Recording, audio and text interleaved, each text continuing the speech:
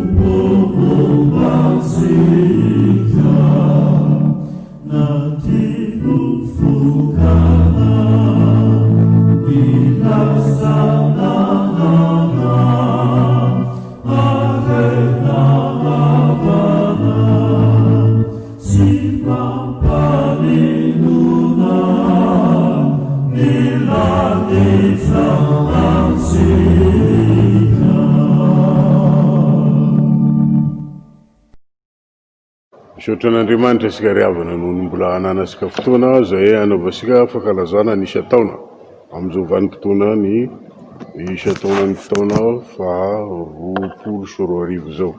Andriamanitra ny fiadanana hitatana asika atotrana izao fankalazana zao na dia amin'ny endrikiny hafakely azy amin'ity taona ity.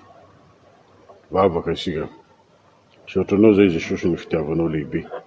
Dia ampio zay mba ahery sy hatanjaka raha andresy araka ny teninao mba hanananay mandrakariva ny fandehananay amin'ny finoana anao Jesosy tomponay.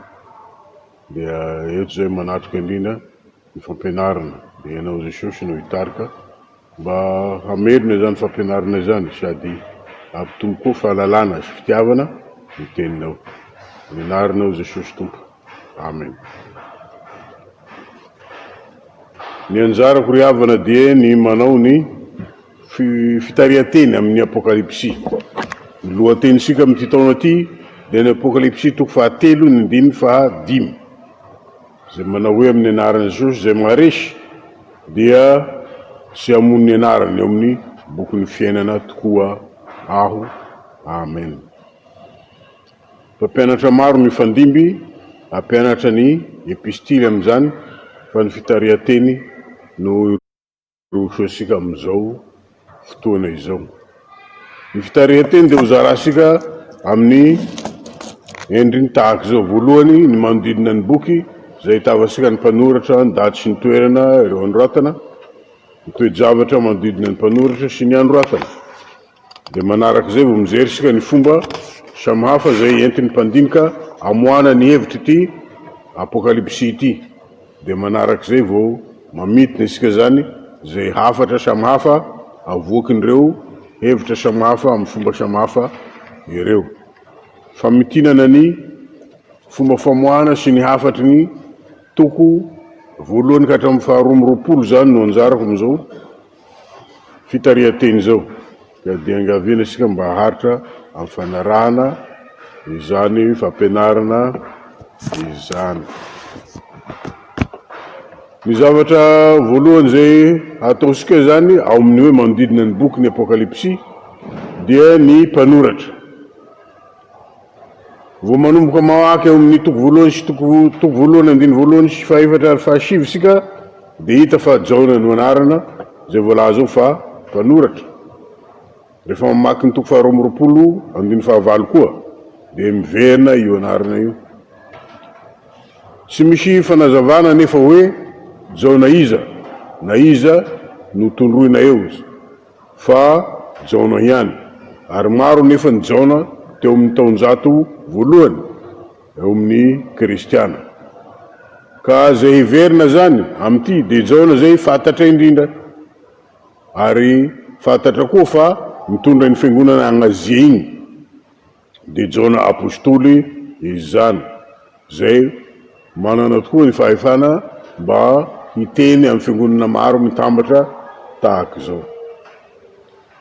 Ka nekena hatrany am-boalohany io fa Jaona apôstoly tokoa no mpanoratra ny apokalipsy. Izy koa no nanoratra ny filazantsara sy ireo epistily zay mitondra ny anarany.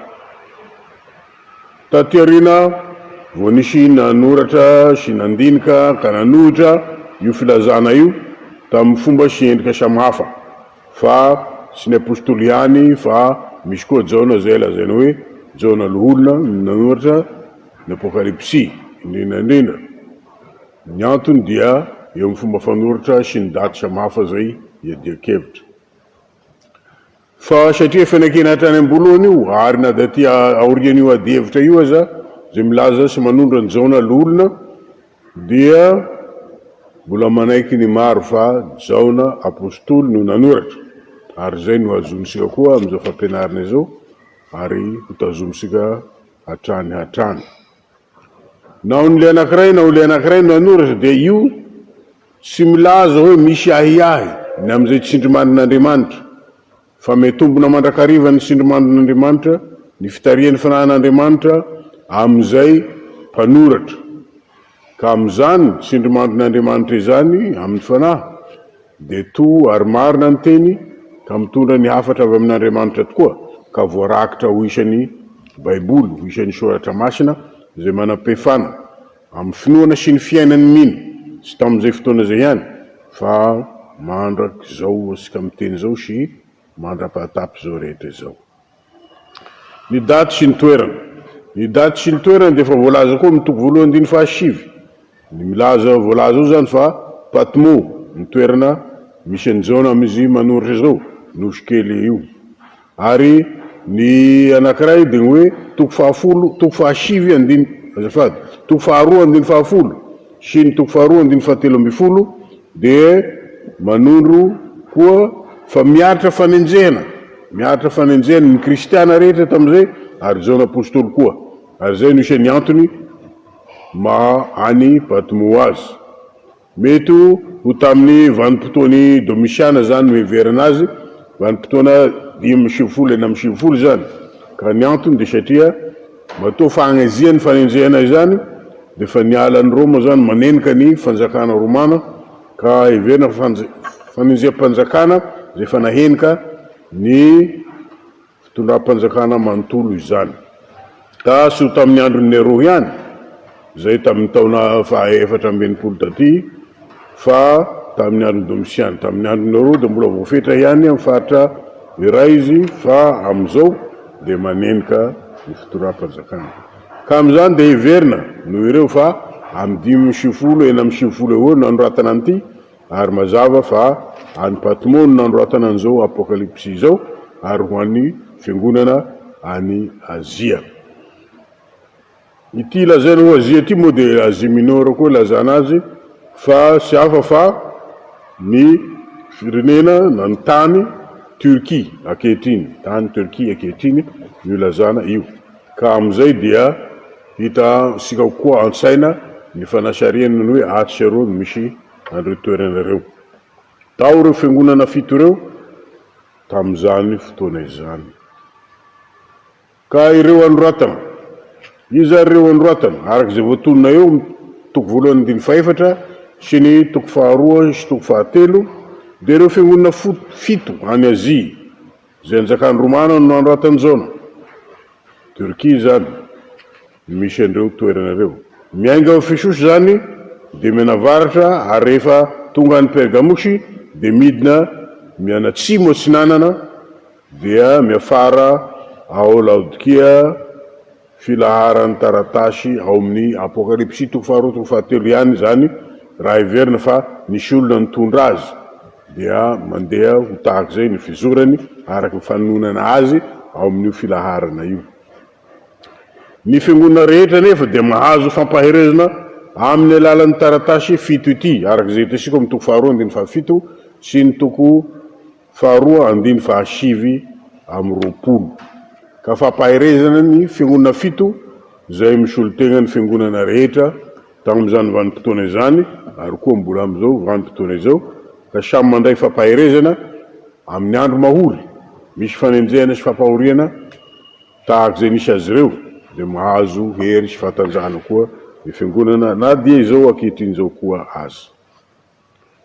Ny toe zavatra hatrehan'ny mpanoratra sy ny anoratana zany dia mazava fa ity fanenjehana zay avy amin'ny fanjakana, ny fitondram-panjakana misy zany manenjika, ka hita mazava zany amin'ny apokalipsy toko voalohany andiny fahasivy, toko faharoa andiny fahafolo sy fahatelo ambin'ny folo.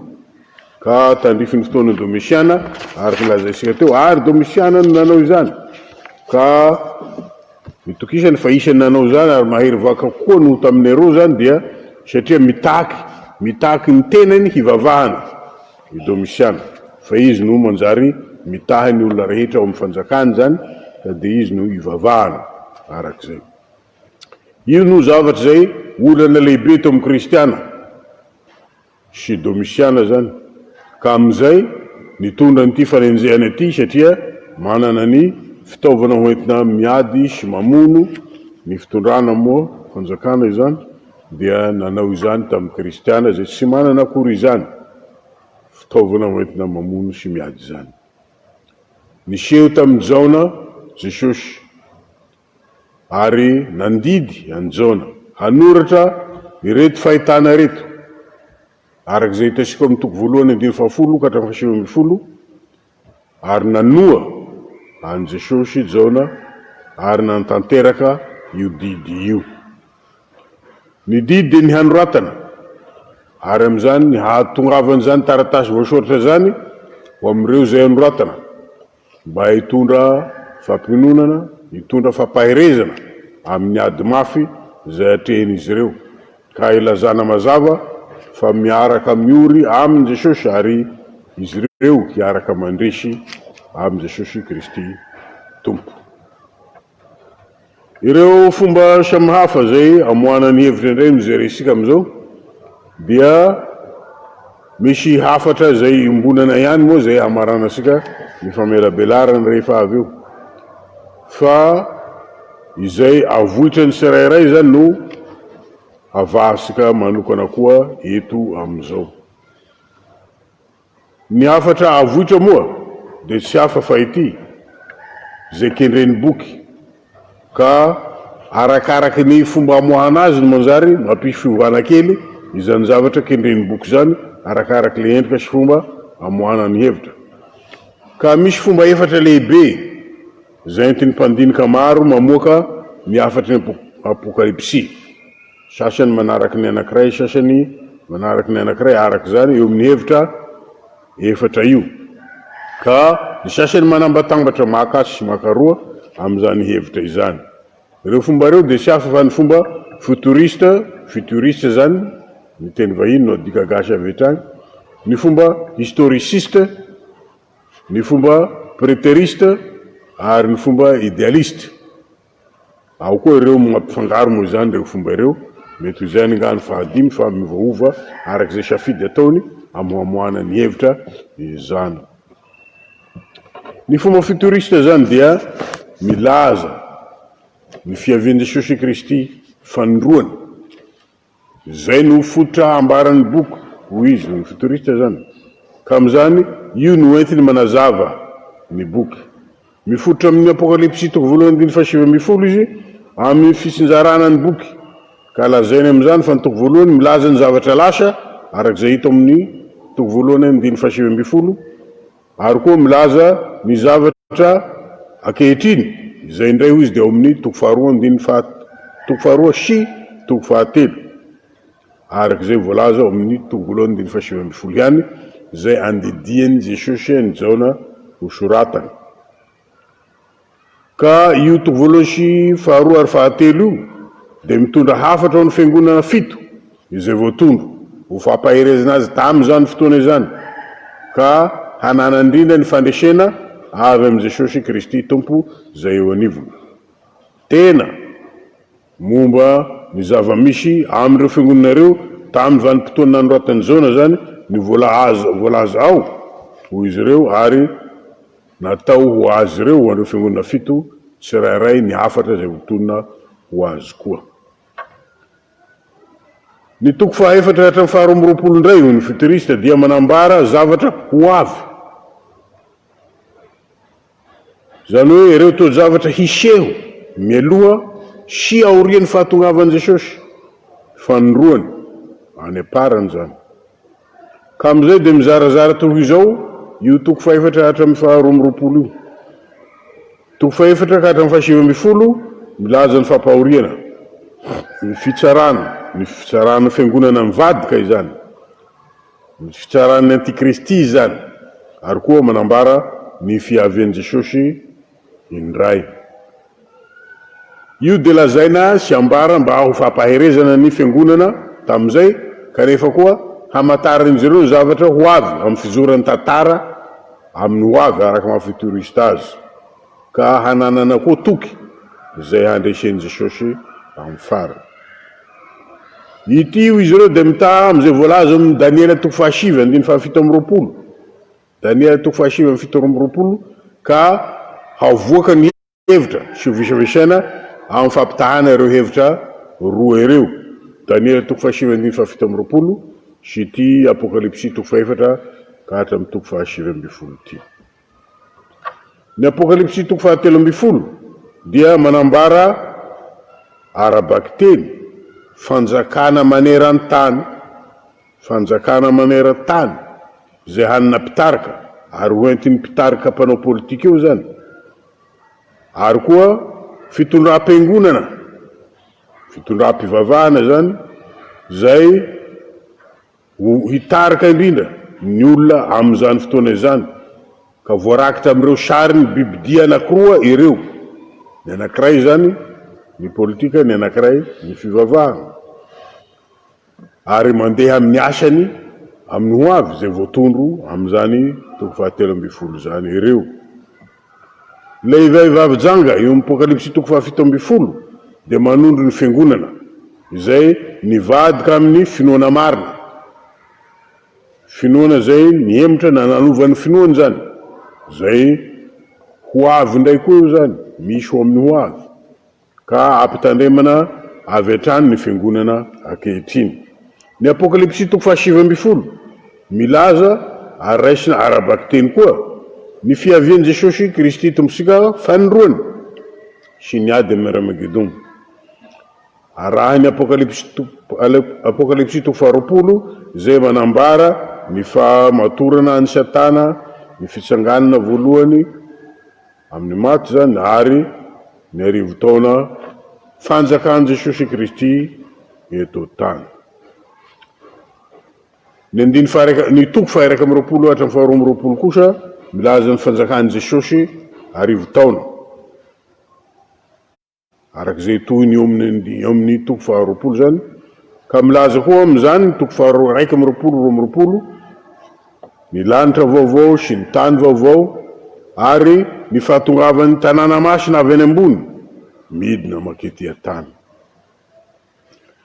Ampivoiriny futuriste amin'izany ny famohan-kevitra zay mifototra amin'ny arabaky teny sy mifototra indrindra amin'izay toe-javatra tamin'izay fotoana izay, ary ny tontolo izay nanoratana ny boky tamin'izany fotoana izany, ka hitadiavany ny hevitry ny sary arak'izay hevitry zay, ka ametrahany anefa ny fipetrahany fahatanterahana amin'ny toko voalohany ka hatramin'ny fahatelo izay eo amin'ny lasa sy amin'ny ankehitriny natrehany izy ireo, fa ny toko 4 hatramin'ny 20 kosa any amin'ny ho avy zay mbola manaraka amin'ny fotoana lavitra izany.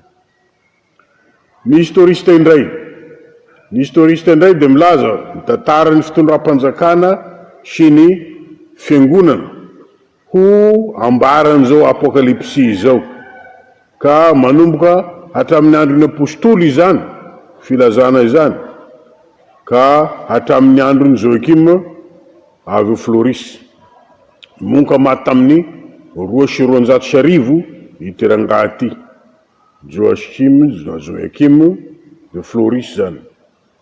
Ary namelabelatra ny heviteny i olona io, ka araka ny fomba historisiste zany no nanaovany azy. Ny historisiste dia milaza fa andro nolazainy apokalipsy fa ny heviny dia taona, ary ny tantarany tandrefana indrindra nitondroina ao amin'io fanambarana amin'ny apokalipsy io, ny fahitana amin'io dia ny tantarany zareo tandrefana izany.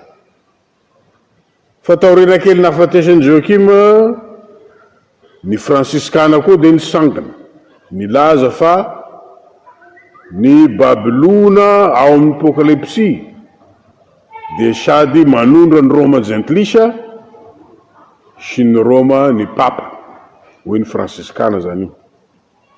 Ny antikristy sy Babilona hoy izy ireo dia natao ho manondro ny Roma sy ny papa. Io zany dia araka ny famatinana voalaza ny mpandinika samy hafa anankiray amin'izany ty mpandinika atao Johnson ty izany. Ny réformatora maro koa tamin'ny fotoan'androny dia isan'izay nandray zany fomba historisite zany, famohan-kevitra moa zany, zay nihevitra ka namoaka ireo heviteny efa voalazantsika ireo ho hevitra manokana, ka ny fransiskana nanomboka azy nanaraka ny réformatora taty aoriana. Tsy dia maro anefa no manaraka ty fomba famohan-kevitra ity, famohan-kevitry ny apokalipsy zany ankehitriny, fa ny historisiste tateoriana zany de samy nampivohitra ny hevitry manokana sy ny fotoana lazay ny faminaniana ao amin'ny apokalypsy arak'izay hitany ho manesy lahatra azy manokana.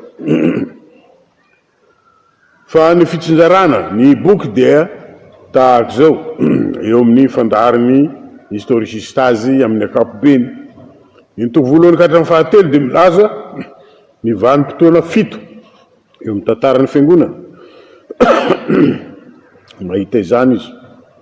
Ny toko faefatra ka hatramin'ny faha 7 sary entina milaza zavatra ho avy, ka ny apokalypsy toko faefatra ka hatramin'ny faha 7 eo amin'ny filazana ny famahanany tombo-kase dia manambara ny fahataperan'ny fanjakana romana. Io no ambarany sy lazainy eo toko faefatra ka hatramin'ny faha 7. Ny apokalypsy toko fahavalo ka hatramin'ny faha 10 dia manambara ny fandravahany fahavalo maro ny fanjakana romana. Misy fahavalo maro nanafika azy, ny heveriny sy hanafika akanjo nanafika dia voa rava tamin'izay ny fanjakana amin'izany. Ny toko faha 1 ka hatramin'ny faha 13 naminany ny fanampy hatrehan'ny fiangonana marina amin'ny fanatrehana ny katolika romana. Hoy ny historisiste ihany io zay nanomboka tary amin'ny Joachim ny toy tamin'ny fransiskana ary narahan'ireo réformatora koa tateoriana, na dia tsy dia misy firy manaraka izany koa ankehitriny. Ny fiangonana marina manatrika ny katolika romana, hoy izy ireo amin'ny 1 13 amin'ny toko zany amin'ny apokalypsy. Tondroin'ny réformatora maromaro eo amin'ny heviteny ataony misy aza fa papa io bibidia amin'ny apokalypsy toko faha 13 io. Filazana ny tantarany heviteny ity fa sy fanoheran'izany izy amin'izao akory. Ny lovia eo amin'ny apokalypsy toko faha 14 ka hatramin'ny 19 milaza ny fitsaran'ny fiangonana katolika zany hoy izy ireo, zay miafara amin'ny fanesorana ny hery sy ny fahefany zay voalaza eo amin'ny apokalypsy toko faha 17 7 zany fanesorana izany. Famitinana nataony mpandinika maromaro izy io tahaky dokotera Zuckerano izany. Fa voalaza fa tsy dia heviteny raha ny maro firy koa ankehitriny fa isany momba ny tantara ny famoahana hevitra io apokalypsy io zany. Ny toko faha 20 dia manambara ny fitsarana farany ny fanjakana 10 taona ary ny mandrakizay io 20 io, ka amin'izany isian'ny fanorenana izany ny fanantenana apetraka amin'ny olona zay enjena fa na dia be tokoa ny fahoriana ankehitriny ary maro ny maty noho izany fampahoriana sy fanenjena izany, dia ity sy zany fahafatesany zany no farany, fa misy fitsarana amin'ny farany ary misy ny fanjakana 10 taona ary misy ny mandrakizay izay izorana. Misy adevitra koa na dia momba io fanjakana 10 taona io fa isika sy manao izany amin'izao. Momba ny adevitra samihafa izay sy fototra amin'ny lalam-pamonjena manko zany, ka tsy dia tena hidinihana ka hiadian-kevitra ka hanamelohana eo amin'ny samy kristiana io ianao heretika na tahaka izany. Fa ny fototra zay fotoran'ny famonjena dia Jesosy Kristy zay vombo sy nitsangana tamin'ny maty nandresy ny fahafatesana tokoa araky ny hafatra voalaza mazava tsara eto amin'ny apokalypsy, ka ampitondrana hery ho an'ny olona rehetra zay ambola velona ka zohy ny fakapanahy sy fampahoriana maro amin'ny ty fiainana ty eny maty ka nalevina koa tahaka an Jesosy Kristy azy. Fa amin'ny farany Jesosy no mandresy. Mazava arak'ireo fa sy voafehy ny hevitra avoaka amin'ny alalan'ny fomba historisiste ity maro samahafa. Izay toy zavatra misy ny mpamoaka ny hevitra no entiny mitaratra sy mamoaka ny hevitry ny apokalypsy. Ka amin'izany misy zany ny very eo amin'ny hevitry ny teny sy ny sary amin'ny fotoana nanoratana ny boky, misy zay very amin'izany. Ka amin'izany misy latsaka ny lanjana sy ny asan'ireo teny sy sary ireo amin'ny famoahan'io hevitra io, ka manjary misy fanitarana ary misy koa famaritana bebe koa ny hafatra entin'ny boky ho amin'izay fanitarana izay. Ny afatra fototra nefa de mazava de ny fandronan'izay sosopapahery ka am'izany atolotra asika koa ho fampaherezana izany fahatsiarovana indrindra fandreseny Jesosy ary ny fisanganany sy ny fiainana mandrakizay. Ny preterista no fahatelo ato. Ny preterista de mamoaka ny hevitry ny apokalipsy zany ka milaza fa ny apokalipsy de milaza toe-javatra tamin'ny vanim-potoana nanoratana azy ary manolotra hafatra ho an'ny fiangonana momba zava-misy sy seho haingana tamin'ny vanim-potoana nanoratana azy. Io no lazainy preterista koa. Mampivohitra be ny fahatanterahana zany ny preterista saingy sy de miandry fotoana lavitra loatra fa amin'ny vanim-potoana io zay mandritra ny fotoana mahavelona ny olona zay hitondrana ny hafatra tamin'izany fotoana izany. Ny faminaniana ao Matio 4:20 io zany no ataony ho avoaka sy visavisaina ara-hazavana miaraka amin'ny apokalipsy fa miaraka tanteraka ireo tamin'ny taonjato voalohany ho izy ireo ary izany dia tanteraka indrindra tamin'ny fandravany romana ny Jerosalema, ny tempoly tamin'ny taona fahafitopolo taorian'i Jesosy zany. Tanteraka amin'io na ny apokalipsy na ny Matio 4:20. Mihazona zany pretorista fa voasoratry miloha daty fitopolo io ity apokalipsy ity ka entiny ho ampiany amin'ny hevitra hanohanana izany ny Matio 4:20 zay milaza hoe tsy mba ho lany izao taranaky zao mandra-pahatongany zany rehetra izany. Ny entina manotry io hevitra io nefa dia misy samihafa koa satria ny fisehoany zavatra de somary hafa an'izay voalazan'io Matio 4:20 io. Ny fisehoany zavatra de sy hafa fa ity tamin'io 4:20 io amin'io faminanena amin'ny Matio 4:20 io de izao ny fiavian'ny romana handravany Jerosalema dia sy araka zay voalaza hoe misy selatra avy any asinanana hakany andrefana fa ny voalaza amin'ny 4:20 de izany selatra ho avy any asinanana makany andrefana fa ny romana kosa nanafika avy any andrefana nakao sinanana. Ka raha misy zany handosiran'i Jerosalema dia sy firy siny satria ranomasina be no lavidavitra ary amin'ny fa sisy tanety misesy. Ny Matio 4:20 milaza ny fahavetavetana tamin'ny fandravana amin'ny tsanganany zavatra zany amin'ny toerana masina fa ny romana sy mba nanangana zavatra tao. Generaly Titus zany ny nataony de nandravany tanàna nandravany tempoly nandrodana nandoro io no asa nataony fa ny fananganana zavatra sy nisy. Ka am'izany samy amin'ny 4:20 io zany de misy zay entina manohany ny hevitra zareo historisiste preteriste fa misy koa zay manohitra azy ka ampitondrana am'izany fisalasalana amin'ny famoahany hevitra ka anereny ny apokalipsy ho sy mainsy ho isan'izay tanteraka amin'ny Matio 4:20 ka tahaka zany koa na ny fahatantarany Matio 4:20 koa azy. Amin'ny fandrafetana ny boky dia zarainy pretorisy zarainy azafady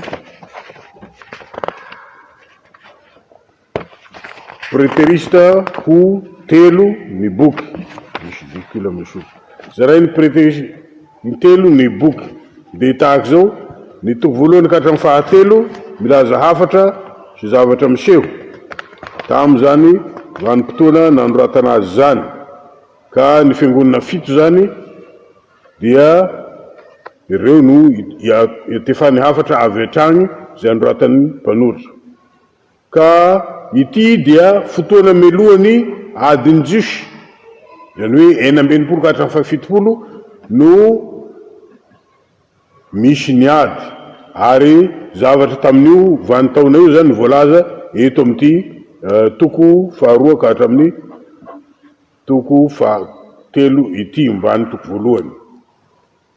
Dia ny toko faefatra ka hatramin'ny fahasivy ambin'ny folo kosa dia milaza toe-javatra nisy tamin'ny fotoan'andro nanoratana ny boky ary amin'ny endrika antsary no andorana izany, tanteraka tamin'ny taona fahafitopolo ireo faminaniana ireo izany, satria izany no azon'ny preterista azy. Ny toko faharoapolo ka hatramin'ny faharoapolo milaza antsary ny lanitra sy ny lanitra zay tonga zany sy ny fandreseny Jesosy. Ny preterista zany dia mizara roa amin'ny fotoana fahatantarahany zay voalaza ao amin'ireo toko zay voazara ho telo ireo. Ny preterista feno miazona fa tanteraka tamin'ny taona fahafitopolo izao voalaza ny faminaniana manontolo ao amin'ny apokalypsy izao. Ka io no azonany ho famohan-kevitra amin'ny famohana ny hevitry ny sary samihafa dia tadiavany zay zavatra amin'ny tantara hatramin'ny nanoratany Jaona ka hatramin'ny taona fahafitopolo ho lazany fahatanterahany zao faminaniana izao. Ka amin'izany dia mahita izy fa mandrakizay zay iainantsika ankehitriny zany dia fa ao amin'izany mandrakizay zany. Hoy ny preterista feno io, ka efa mitany vaovao sy ny lanitra vaovao zany isika izao raha ny famohan-kevina fihevitra lazaina amin'izay voalaza amin'ny apokalypsy na dia ny toko faharoapolo roa amby roapolo koa aza. Ny mpitazon'ny pretorista apahany kosa dia milaza fa ny ankamaroan'ny faminaniana amin'ny apokalypsy dia tanteraka amin'ny taona fahafitopolo tokoa, tahaka ny fandravany romana any Jerosalema zany. Fa ny apokalypsy toko faharoapolo ka hatramin'ny roa amby roapolo kosa, roa amby roapolo, dia milaza zavatra mbola ho tanteraka amin'ny ho avy, toy ny fitsanganan'ny mino maty zany, toy ny fiveren'i Jesosy Kristy indray ho eto an-tany izany. Ity moa zany dia milaza sy manambara ny fiavahana amin'izy roa, ka isiany zay fifanameloana koa amin'izy roa, amin'ny mitazona feno sy ampahany zany amin'io fampianarana io, satria ny ray zany mandany fiverenany indray any aparany, ka amin'izany mandany fiainana mandrakizay zay ho avy, fefa milaza n'izany ho efa tanteraka kehitriny. Fa izay heveriny namoaka an'ity fomba fiheverana ity voalohany, arak'izay voalazany dokotera anankiray mpamitina koa dia Zuckerand zay, dia ity mopera jésuite atao hoe Louis de Alcazar tamin'ny 4,5 ka hatramin'ny 3,9. Izy io nanomboka ity fomba preterista ity mba ho fanoherina ny fomba historisista zay narany protestanta moa tateoriana na dia sy ny protestanta zay nanomboka azy, ary nentin'ny protestanta ny laza fa ny papa no antikristy lazain'ny apokalypsy io, na dia efa nilaza izay aza ny fransiskana tary aloha. Mety ho efa any amin'ny taonjato fahaefatra ihany anefa no nanomboan'ity fomba famohan-kevitra pretorista ity, fa sy niandry izany taonjato faha-12 zany.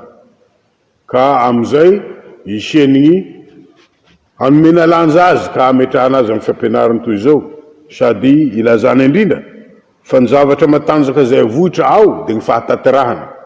Tsy misy tanteraka ny ten'Andriamanitra fa efa tokoa, fa ny fivilesika zanak'olombelona no mijery sy mamatatra hoe tamviana sy taiza ka manjary mivily araka ny fivilian'ny saisika sy ny otatsika izany famohan-kevitra izany. Ny fototra sy miova eo amin'izay hoe Jesosy ny mahefa sy mahatateraka izany, ary manome toky ny enjehana rehetra, na ame lalan'ny ady tahaka izay natrehana, na ame lalan'ny aretina tahaka izay manjosika, mba hizoro amin'ny finoana ka handeha amin'ny finoana mandrakariva. Ny idealista.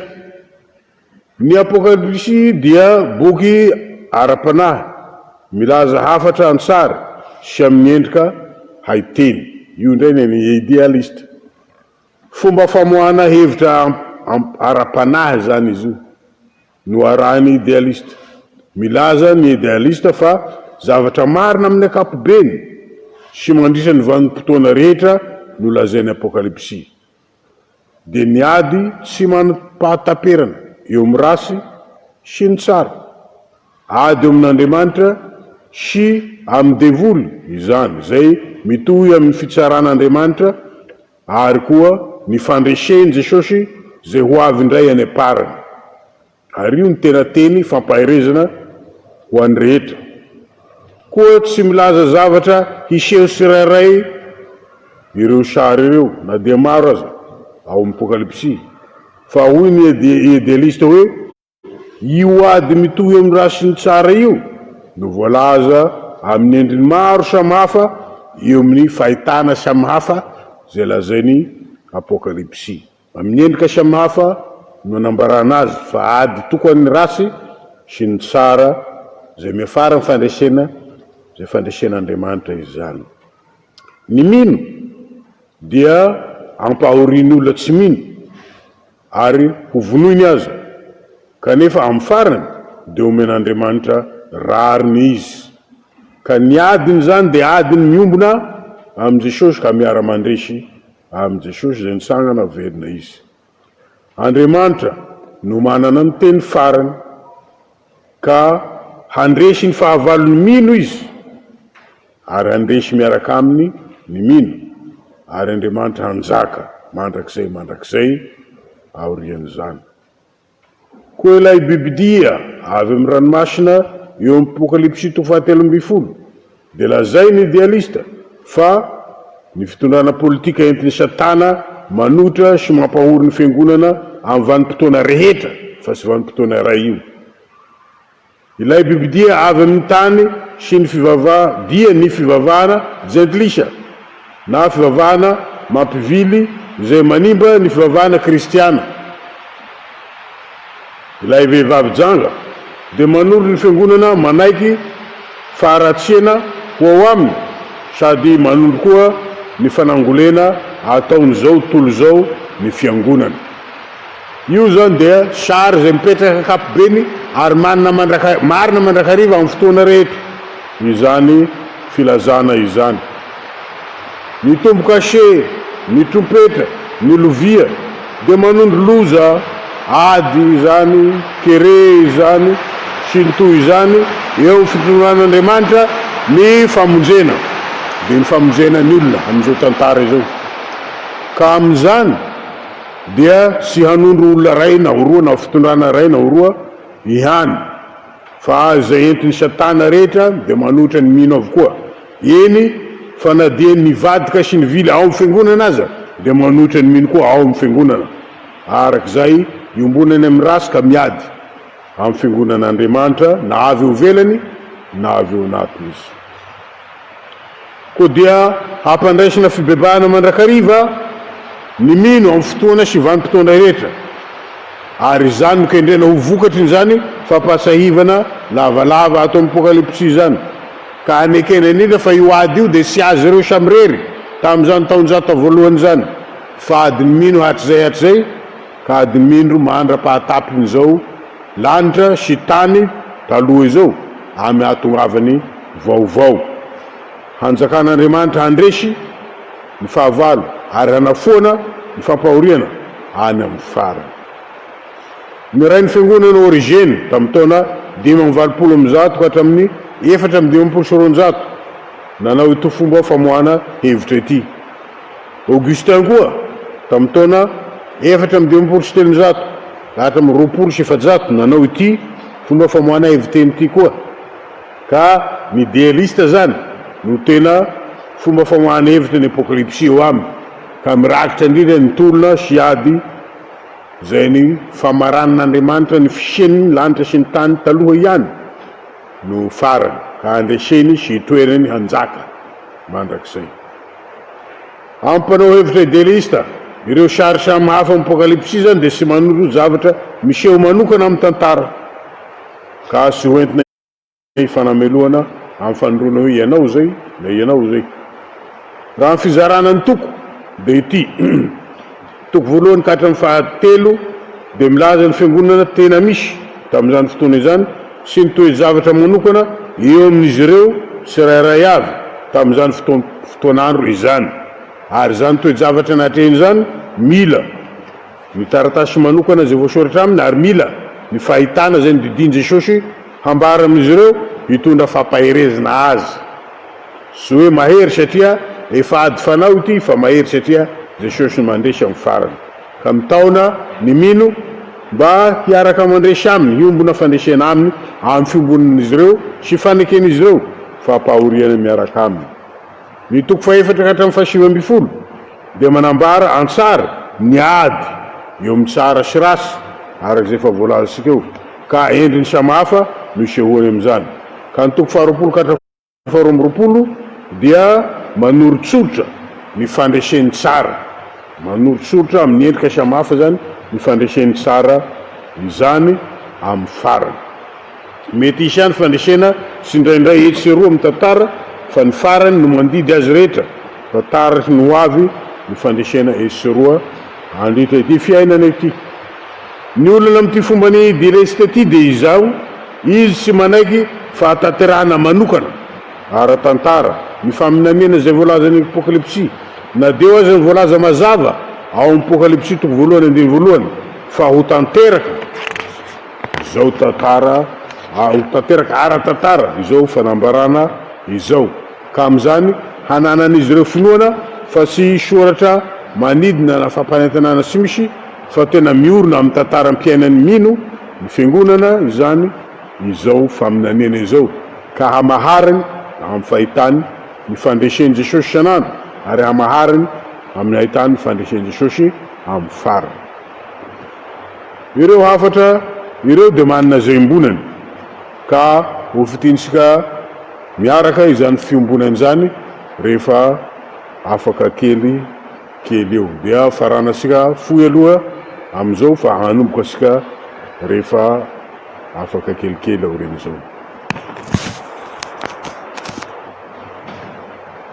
Dia manohy isika fa izao no fiombonany zany hafatra rehetra zany amin'ny fotorany. Fa na dia samihafa zany fomba sy entina mamoaka ny hevitra, dia izao no iombonan'izy rehetra. Ny finoana ireto zay zavatra manaraka reto: Andriamanitra no manjaka ary mahatateraka ny famarana ny tantara araka ny sitrapony. Mandalo ady maro samihafa ny tantara ny famonjena ny olona zany, fa mifarana ny famonjena mandrakizay izany. Ny maty dia hitsangana velona indray, na dia isan'izay fitaovana sy fiasana entiny devoly sy ny otaza izany hamonoana ny olona ka hampatahorana azy ho resy hatramin'ny fahafatesa efa hitsangana ny olona. Isy ny fitsarana ny aparany, ka na dia atao mahery sy matanjaka aza satana sy ny fitaovana ankehitriny, dia misy zay mahery no izy hitsara azy amin'ny farany, ka handray ny valiny zay nataony tokoa izy.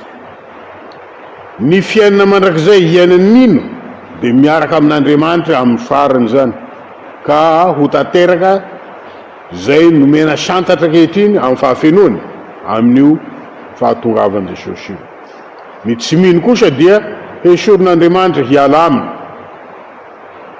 ary ny fandinihana ny tenin'Andriamanitra dia zava-dehibe eo amin'ny fiainan'ny mino. Io no hafatra koa, ka hatongavan'ny tenin'Andriamanitra ao amin'ny fiangonana fito mba handinihany sy hilazalazany zay hevitra amin'izany mba ho aina sy ho fiainana ho azy.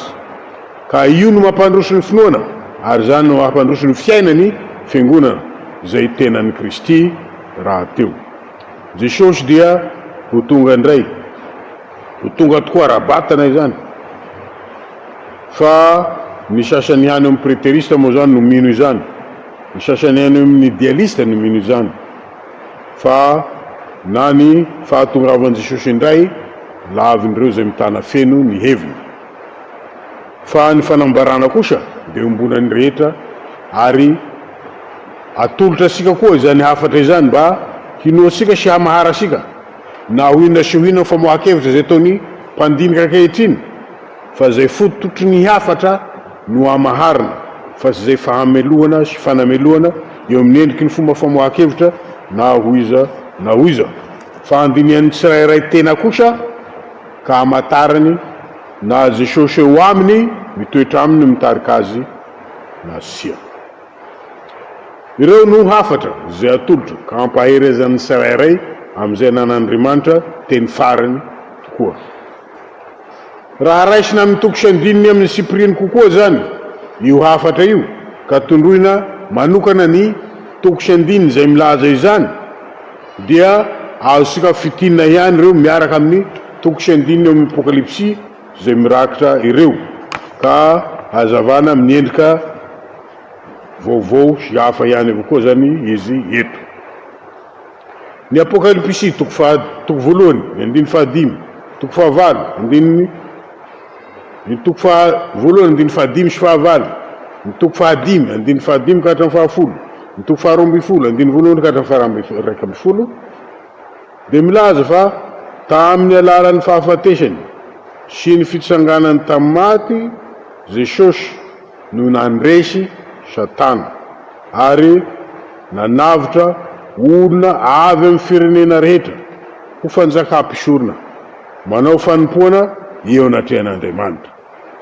Eto moa dia ilazana mazava tsara fa izy no mendrika, tsy misy zay mendrika fa izy no mendrika hanokatra ny boky ary ny famendrehana hanokatra ny boky dia nanekeny ny hijaly sy ny hofaty ary nitsangana ny velona handresy izany fahafatesana izany fa resy Satana ny ota amin'izany rehetrarehetra izany ka ampahalalana ny fiangonana izany ho fototra iorenana amin'ny fanatrehan'ny ady koa ankehitriny ka amin'izany hiainana amin'ny fivavahana mandrakariva ka haretany mandrakariva amin'ny fivavahana amin'ny fiombonana amin'i Jesosy amin'ny fahoriana mba hiombonany koa amin'ny farany.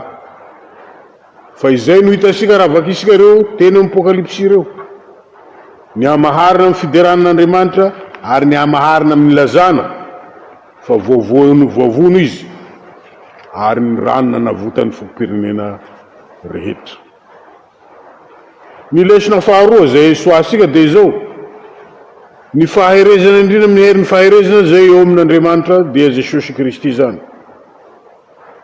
Eo amin'ny fiangonana Jesosy, eo amin'ny fiangonana izy, na dia eo anivon'ny fahoriana sy fampahoriana aza ny fiangonana, ary eto ambonin'ny tany miaraka amintsika miaraka amin'izay ny fanan'Andriamanitra velona atolotra Jesosy irahany eo amin'ny fiangonana, ho ao amin'ny fiangonana sy hitarika amin'ny fiangonana, ary fantatry Jesosy arak'izany feno ny adiny fiangonana, ny fampahoriana zay manjo azy, ary fatany sy ampahalalany miaraka amin'izany, ary fatany feno satria ny ainany ny fandresena ny fahavalo, eny ny fandreseny ny fitaovany fahavalo rehetra. Ka io no hitasika ambara amin'ny Apokalipsy toko voalohany ny andininy faharoa ambin'ny folo ka hatramin'ny ny Apokalipsy toko voalohany ny andininy voalohany ka hatramin'ny toko faharoa, toko fahatelo andininy faharoa amby roapolo izany. Dia ahery amin'ny vavaka isika amin'izany voalaza izany ka hiazona mandrakariva amin'ny finoana zay lazainy tenin'Andriamanitra amintsika na dia ao anivon'ny fampahoriana aza ka andehanana miherin'ny finoana ny teny andresena izao tontolo izao. Ny hafatra fahatelo dia matoken'i Jesosy mihoatra noho ny zavatra rehetra. Ity dia Apokalipsy toko fahadimy ny voalohany ka hatramin'ny toko fahavalo andininy voalohany.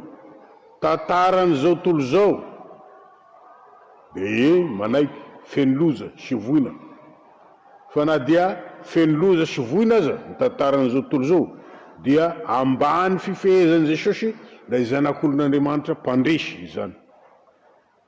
Izy no naharesy izany fahoriana sy fampahoriana izany teo amin'ny tenany, zay niaritra sy nitondra izany amin'ny endriny rehetra, zay mbola hampahoriana koa ny mino ankehitriny sy hatreny mino ankehitriny tamin'ny tondrany rofo sy ny aretintsika rehetra dia tia tany, ny aretintsika rehetra ka hampahasahivina amin'izany fa sy mandeha herery ny fiangonan'Andriamanitra amin'ny fizakana ny fampahoriana, amin'ny fizakana ny aretina, amin'ny fizakana ny fahafatesana rivotra zay misoka avy amin'ilay rasy fa ho raisika izany ho fampaherezana asika amin'ny finoana ka hananasika fitokisana an Jesosy mihoatra noho ny zavatra rehetra ka andresena amin'ny finoana izany aretina sy fampahoriana izany.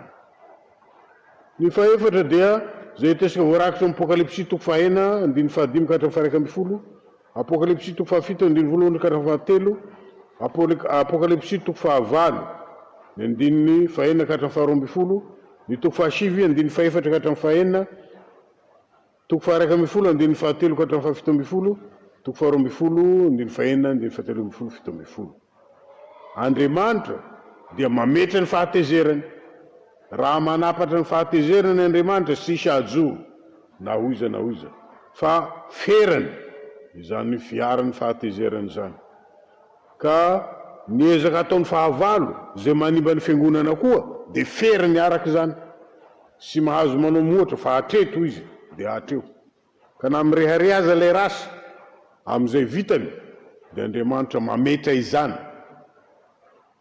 Satria Andriamanitra sy mitatana asika ihany am'izao fiainana zao zay mety lo sy afara ny fahafatesana tokoa, fa Andriamanitra sady mitantana asika am'ty tany fandalovana ety no mitantana asika koa ho amin'ny mandrakizay ka manao zao fandalovana zao sy ny soa ary ny ratsy rehetra zay iainana sy zakana am'izao fiainana zao ho fampiomanana am'le mandrakizay ka ho fampaherezana asika amin'ny finoana mandrakariva amin'ny dia sarotra zay ananan'ny kristiana rehetra. Fa ilay rasy mirehareha amin'ny fandringanana zay ataony na amin'ny sabatry sy ny lefina izany na amin'ny aretina izany, fa Andriamanitra mametra izany ka amin'ny faharetana no anaovany izany ka iantsonany siraray koa haharitra amin'izany, fa amin'ny farany angonon'Andriamanitra avokoa ny olony rehetra ary antsoiny indrindra hanaraka ny dia zay efa nataon'i Jesosy Kristy ho amin'ny faharetana ny fahoriana mba iarahana fiombonana indrindra amin'ny fandresena eo aminy. Ka amin'izany hizoro vavolombelona, hizorona vavolombelona amin'ny asan'Andriamanitra eo amin'ny tenany, tahaka izay nizoroany Jesosy vavolombelona amin'ny asan'Andriamanitra eo amin'ny tenany fon'izy tety an-tany. Ka amin'izany hinoana ary koa hizoroana vavolombelona miaraka amin'izany, mino ary miasa, mino ary mizoro vavolombelon'ny finoana zay eo amin'ny Kristy Jesosy, vavolombelon'ny finoana zay nanavotana sy nanafahany antsika. Ny lesona fahadimy hita eo dia ny fahatahorana sy ny fibebahana, matahora n'Andriamanitra ary eo hibebaka aminy. Hiala am'izay sy finoana na ny endriky zany sy finoana zany ka hitombo amin'ny fahatahorana dia ny fiainana araka azy. Io no hitasika soratra koa amin'ny Apokalipsy toko fahenina ny andiny fahatelo ka hatramin'ny fahena ambin'ny folo, ny toko fahavalo andiny fahenina ka hatramin'ny fahatelo ambin'ny folo, ny toko faharaika ambin'ny folo telo ambin'ny folo, ny enina ambin'ny folo raika amby roapolo, ny roapolo raika ambin'ny folo dimy ambin'ny folo. Ireo vona mahazo ankehitriny zany toy ny ady, ny haitany, ny kere, ny arety mandoza salamanjo sike zao, ka na de misy tokoa ary mihatra amin'ny mino koa aza dia feran'Andriamanitra izany.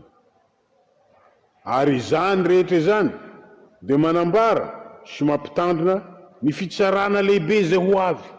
Hisy zay fitsarana lehibe mihoatry noho izany fampahoriana zay hitasika ety an-tany zany. Fisarana lehibe zay hanamelohana ny ratsy, hanamelohana ny tsy mino, hanamelohana ny ota sy ny pomba azy, devoly sy ny asany rehetra ary ny fombany rehetra. Ka Andriamanitra no hitsangana amin'izany ka hananasika fahatahorana amin'izay zavatra miseho zao sy hitomboana fanarasiana sy fanirasirana an'Andriamanitra, na hitomboana amin'ny finoana ka ilazana hoe manadino asika Andriamanitra, fa hananana tahotra indrindra fa Andriamanitra aza manaiky hiara-mijaly amintsika amin'izao fampahoriana izao, manaiky ny ory amintsika arak'izay nambarany Jesosy Kristy koa teo amin'ny fiainany, ka hanana fibebahana mba hananana fiainana aminy isika. matahoran'Andriamanitra mihoatra noho ny aretina, matahoran'Andriamanitra mihoatra ny fahefana samihafa zay mampiditra izany aretina izany, ka mibebaha mialamy sy finoana ka aoka hahery amin'ny herin'ny fisanganan'i Jesosy Kristy tamaty, ary hahery amin'ny herin'ny fiaretany Jesosy sy naharetany izany. Ny lesona fahena zay hita dia tsy hafa fa ny fandraisana anatra, zany hoe matahotra sy matoky araka ny voalaza teo, mihoatra ny zavatra rehetra, mifototra amin'izany filazana ny fiainana amin'ny fijoroana ho vavolombelona eo amin'ny Jesosy, fizarana ny fiainana amin'ny fijoroana ho vavolombelona eo amin'ny samy mino izany.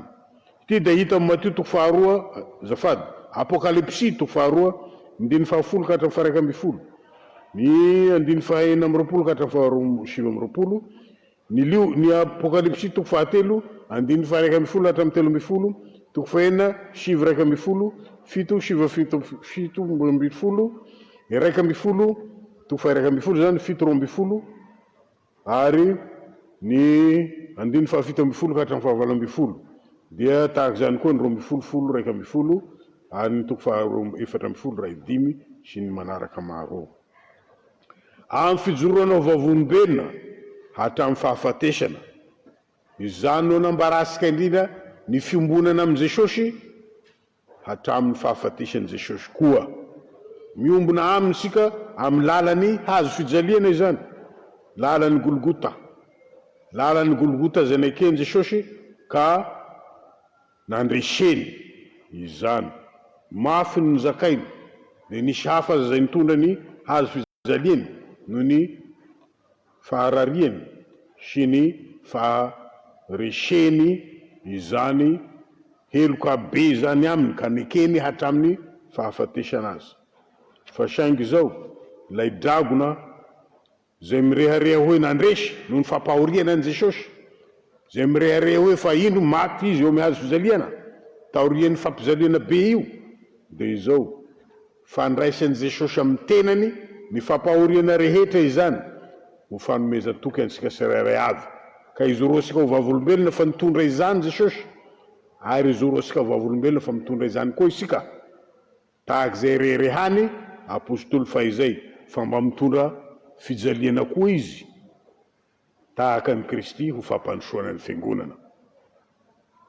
Fa amin'izany fandraisan'i Jesosy ny fahafatesana eo amin'izany no haneho mazava tsara ny fandreseny tanteraka ny fahafatesana, fa na dia noraisiny eo aminy aza izany dia resy, ary izay no iantsoana asika mino rehetra hijoroasika ho vavolombelona, na dia zay mahory sy azo ny fahoriana indrindra azy, fa fandresena lehibe no azo sika zay miombona fahoriana amin'i Jesosy.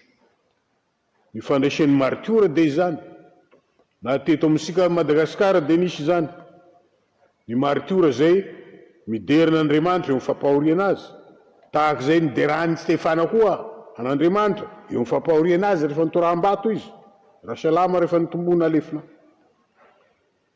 Fa isika rehetra no antsoina amin'izany fijoroana ho vavolombelona izany, sy fitadiavana fampahoriana, fa amin'izay hahaizana miaritra amin'ny finoana zay fampahoriana ho tonga amin'ny fanomezan'Andriamanitra asika ny rariny eo amin'ny fiarahan'i Jesosy mizaka amintsika an'izany ankehitriny, ary fanomezan'Andriamanitra asika ny rariny amin'ny fananganana asika indray ho velona, ary hiara-monina amin'Andriamanitra mandrakizay. Mandray mianatra amin'ny finoana ary mihazona ny teny ny fiaretan'i Jesosy amin'ny fiainana, ary mihazona ny teny ny fandraisan'i Jesosy eo amin'ny fiainana. Ny fahafito amin'ny fananarana dia tsy hafa fa ny hahaizasika hizaha-toetra ao amin'izany mafy aretana izany, fizaha-toetra ny fanahy na avy amin'Andriamanitra izany na tsia. Io no hitasika amin'ny Apokalipsy toko faharoa andiny voalohany ka hatramin'ny Apokalipsy toko fahatelo andiny faharoapolo, zay ho zavain'ny mpampianatra maro samihafa amintsika, ka nentanany ny fiangonana handresy, andehanany mino tsirairay amin'ny fandresena, ny rasy zay ivelany ary ny rasy zay ao anatiny, ka lazainy mazava hoe any satana io sinagogany satana ka ananasika zany fanany fizahan-toetra izany sy ho amin'ny maro manodidina ihany fa ho amin'ny tenasika koa ary mbola voalaza koa io fanahy io raha mamaky ny apokalypsy 7:10 sika 15 ka hatramin'ny 17 ny ananasika fitandremana amin'izany fanahy maro samahafa miasa izany sy ao anatin'ny fiangonana ihany sy ao anatisika ihany fa nivelasika koa hita koa izany amin'ny 7:17 15 ka hatramin'ny 7:17 14 satana izany mampiditra fampianarana mamitaka ao amin'ny fiangonana satana izany mampiditra harena maro samahafa mampivily ao amin'ny fiangonana satana izany mampiditra fifaliana aranofo maro ao amin'ny fiangonana hampiviliana avokoa ka hampitahatena amin'izay mivily samahafa sika na araka ny famitahana ara-pampianarana na araka famitahana araka-harena na my famitahana araka ny fifaliana araka ny nofo fa zaho toetra ireo na avy amin'Andriamanitra na sia fa zay an'Andriamanitra no raiso fa amin'izay andraisanao ny an'Andriamanitra no iseny fandresena dia ny fandresen'i Jesosy eo aminao manao erisetra sy manenjika mafy ny fiangonana zay rehetra manana izany fampiviliana izany nikendrenda ny hanimbana ny finoana eo amin'ny fiangonana ka elan'ny fiangonana faharetana amin'ny finoana ka andreseny zao tolo zao amin'ny finoana mba isen'ny fandotoana tanteraka ny fiangonana amin'ny fahavetavetana maro samahafa arak'izay hitasika mazava voalaza moa na eo amin'ny epistily na eo amin'ny 7:10 zay hitasika eto koka hizaha-toetra amin'ny tenin'Andriamanitra aoka hizaha-toetra indrindra amin'ny fiainana sy ny fampianarana na manaraka ny faneken'ny Kristy Jesosy izany fampahoriana zany eo amin'ny tenany no aneken'ny fiangonana koa ny fampahoriana eo amin'ny tenany na arak'izay iombonan'i Jesosy feno sy tanteraka tokoa amin'ny sitrapony rainy no iombonan'ny fiangonana koa amin'ny sitrapony Jesosy Kristy tombosika na ho ny tsirairay na ny fiangonana zany ka amatarasika indrindra ny any fanahin'Andriamanitra velona zay mitoetra amin'ny fiangonana ka hanarahasika izay any fanahy rerery hany zaho toetra ny tenanao izaho toetra ny manodidina anao ny fampianarana fahavalo na leso fahavalo zay raisika amin'ireo fanambarana samahafa ny fampianarana amin'ireo fomba samahafa zay nitandrasaisika ireo dia ty ny fitiavana mandrakizay fitiavana mandrakizay no nitiavan'i Jesosy ny fiangonana fitiavana mandrakizay no nitiavan'i Jesosy antsika sirairay avy ko aoka ho tian'i Jesosy mihoatra noho ny zavatra rehetra fa tia antsika Jesosy ka nandray ny fampahoriana sika rehetra ny aretisika sy ny rofotsika rehetra ka amin'izany niaiky izy hatramin'ny handray ny fahafatesana eo amin'ny tenany koa dia ny fampianarana lehibe hitasika na amin'ny 7:12 zany 14 7:20 1:20 2:20 ka hatramin'ny 2:20 hampitombo ny fanenjehany tokoa ny fahavalo amin'ny fanatonana amin'ny andro farany rehefa manakaiky ny farany vao maika mitombo hery izy mitombo fampaherezana izy mba isen'ny fampiviliana bebe koa amin'ny fiangonana ary isen'ny fitokisana amin'ny zavatra hafa bebe koa amin'ny fiangonana sy amin'ny mino nefa Jesosy mampahasary ny fandreseny indrindra amin'ny fiainany andavanandro eto ary amin'ny farany koa fa Jesosy handresy sy hanamotsamotsana ny fahavalo ka amin'izany hananasika fitokisana aminy amin'ny finoana ka sy andehanasika amin'ny fahitana zay manampy maso asika amin'izao vanim-potoana izao fa andehanasika amin'ny finoana ny asa efa nitanterahany Jesosy fa izao ny asany mitondra ny fahoriasika sy ny aretisika tokoa izy ary zao ny asany mitsangana verina izy ka mendrika ny hamahany boky dia ny bokin'izay milaza ny fampahoriana rehetra zay noreseny ary resy mandrakizay izy rehetra boky zay milaza ny fiainana ho antsika mino rehetra boky zay milaza ny fandresena eo aminy mba hananasika fiombonana amin'ny fandresena eo aminy hanavao ny tany sy ny lanitra tokoa izy Jesosy ka hanao ny fampangaram-bady ny fiangonana fa izany fitiavana mandrakizay zay ambarina sy levo ny fahafatesana izany fa iny Jesosy avy tokoa tameny amin'ny rahona izy, ka avy tokoa izy ho amin'ny olona ka hanangana ny maty, dia izay no heverin'ilay raso hoe resiny hanangana azy ireo, ka nambara izy fa mahazo rary no anatrehan'Andriamanitra ireo, ka velomina ho mandrakizay. Fa ilay fahavalo kosa dia izy no resena kalevina, fa nitsangana velona Jesosy ka mamelona asika tsirairay avy. Koako voatafy ny herin'ny faherezana isika, voatafy ny herin'ny faherezana zany fitiavana Jesosy mandrakizay zany, fitiavana zay nitiavana asika mihoatra noho ny zavatra rehetra, ka nanolorany ny ainy hanana asika indrindra fianarana sy fandraisana zany fiainan'ny fitiavana Jesosy zany, ka andeha araka zany fanoavana, finoana eo amin'ny Jesosy zany, ary andeha araka zany fitiavana eo amin'ny Jesosy zany. Isika amin'ny famakivakiana ny fahasarotana rehetra amin'ny fiainana ity, ka ho faly sy ho ravo amin'ny fandehanana amin'ny finoana ny fandraisan'ny Kristy zay hatorony asika koa amin'ny farany.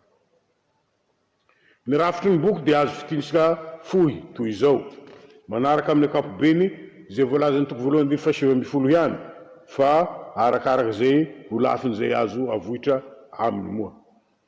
Ka ny toko voalohany andiny voalohany ka hatramin'ny fahavalo dia teny fampidirana izany. Ny toko voalohany andiny fahasivy ka hatramin'ny faharoamropolo moa dia ity ny fahitana.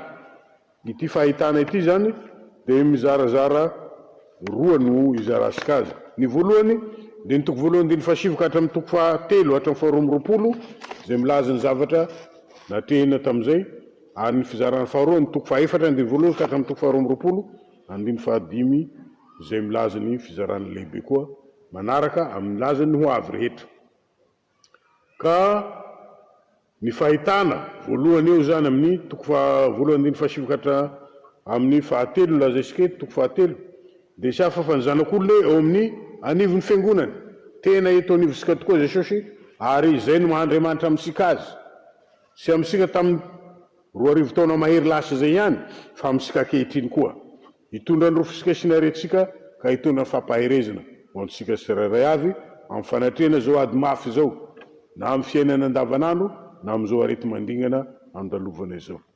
Ny toko faharoa andiny voalohany ka ny toko fahatelo andiny faharoamropolo dia tsy hafa fa ny teny zanak'olona amin'ny fiangonana fito, ny teny hafatry n'ilay efa nitsangana tamin'ny maty io ho antsika tsirairay avy zay mbola manatika izany fahafatesana izany, mba hananasika toky eo amin'le teniny zay efa velona ka nandresy, hanekesika ny fiombonana amin'ny fiaretany amin'ny fiainatsika manokana koa, ao amin'ny fiainan'ny fiangonana koa, ka hananasika fisanganana velona amin'ny voninahitry ny fiainany mandrakizay.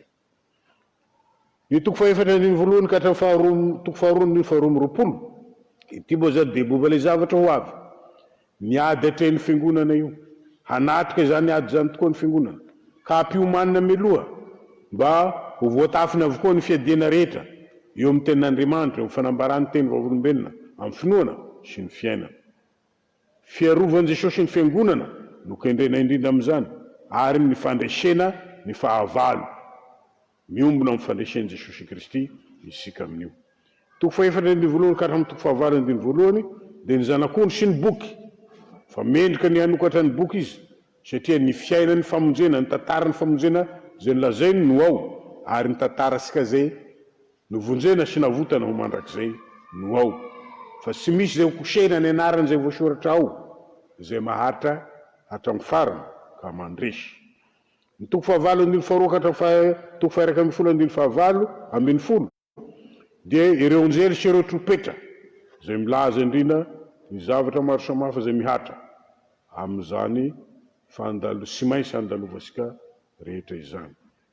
Toko fahairaka ambin'ny folo andiny fahasivy ambin'ny folo ka hatramin'ny toko fahaefatra ambin'ny folo andiny faharoapolo dia ilay vehivavy sy ny zanany dia mitafy masoandro zany, ilay dragona sy ireo biby zay mpanaraka azy zany, ny ady lehibe ifanoheran'i Jesosy zay miaraka amin'ny fiangonana amin'ny Satana no voatondro ao amin'izany, fa sy miady rery ny fiangonana zay no ambara, fa ao Jesosy miady miaraka aminy, ary Jesosy efa naharesy azy, ka izay no toky homenan'ny fiangonana amin'izany teny izany.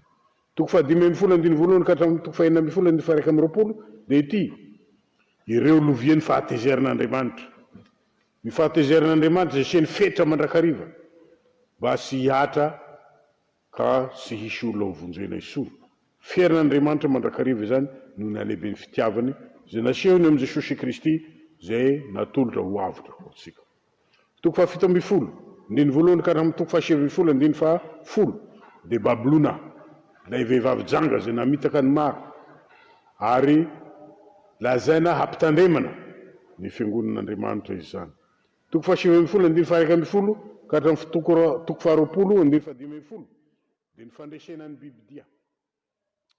Ty zany dia ilay bibidia zay sahivina moa zany fa mitaha am'izay fa niseho hatry ny ela, fa saingy ny fahelany sy manambara ny heriny, fa manambara indrindra ny tantarany fahareseny hatramin'ny voalohany, ka izao milaza ny fandreseny fahareseny mandrakizay.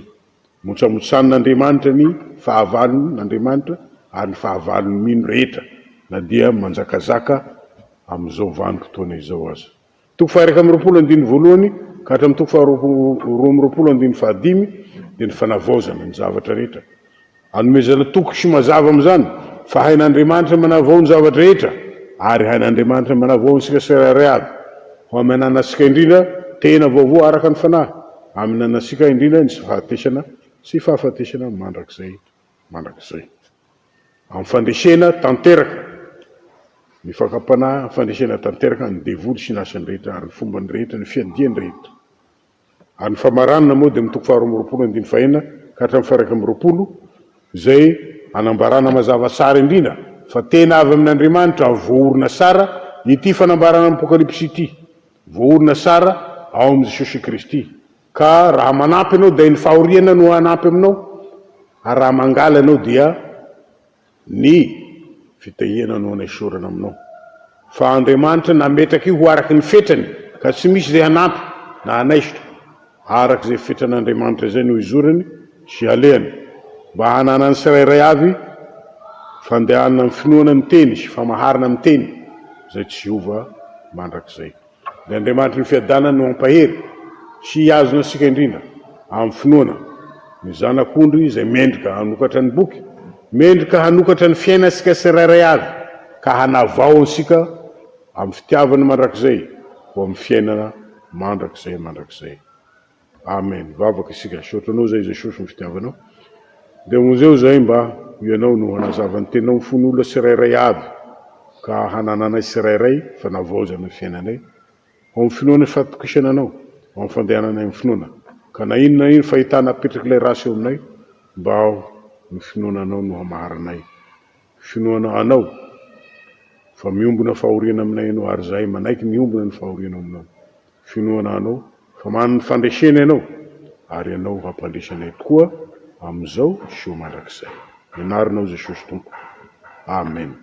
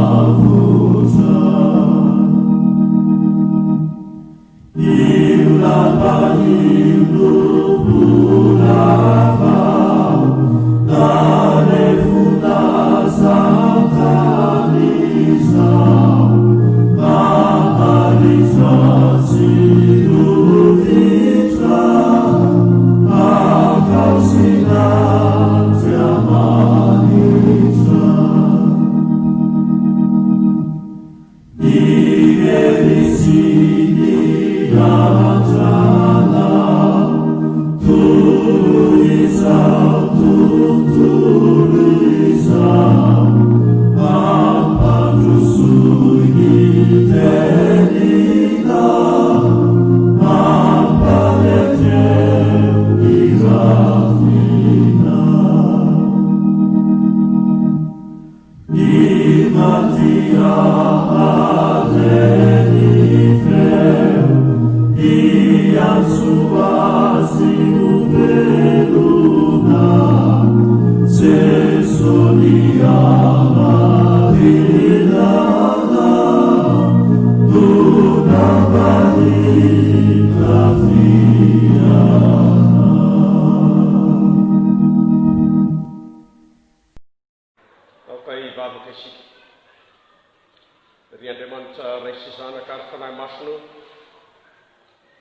fifalianao raindray ny misaotra midera sy manome voninahitra anao fa Andriamanitra sary ianao ny famindramponao maharitra mandrakizay ny amin'izay mbola azahoanay mankalaza ny isan-keritaona ka anambaranao aminay ny teninao azahoanao mamedina ny mety maty sy anangananao anay na dia mamakivaky fahasarotana maro eto amin'ity fiainana mandalo ity azy izahay